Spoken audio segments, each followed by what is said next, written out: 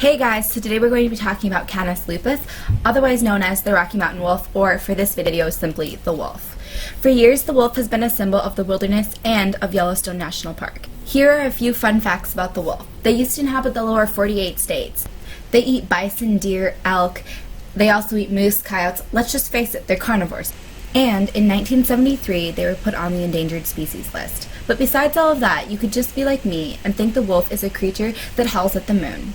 So I bet you don't think, when you think of a wolf, of a beaver or Bambi. But now you're thinking, May, what do beavers and deer have to do with wolves? I mean, other than the fact that wolves eat deer.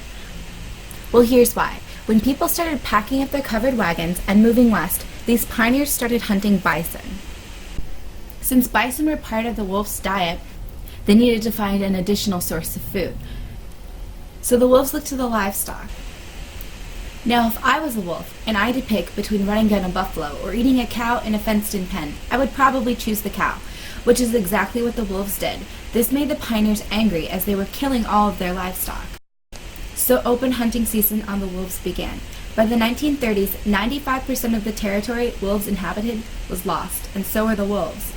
What the pioneers didn't expect was more ungulates and less vegetation. Ungulate population grew as the wolf's population declined, and since ungulates are vegetarians, the plant biomass began to decrease. But it wasn't just that the plant biomass was decreasing, it was where the plant biomass was decreasing. Ungulates prefer the tender tree shoots and leafy willows to grasses. With wolves part of the ecosystem, ungulates typically grazed in open areas, avoiding the tree shoots and leafy willows. Grazing in open areas gave ungulates an advantage since it was easier for them to spot predators, the wolves, coming.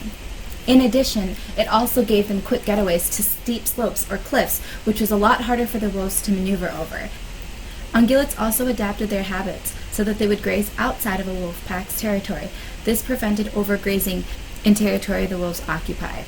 As wolves neared extinction, ungulates flooded wooded areas and began eating aspen, cottonwood, and willow trees. These trees prevent flooding and erosion due to their root structures that aid in soil stability. As new trees became fewer and fewer, the streams began to flow faster and faster. Now back to the beavers. Beavers like to live in slow waters, so when streams and creeks began flowing faster, they left. The dams that the beavers built provided sediment for new willows to take root in, and provided habitats for other animals.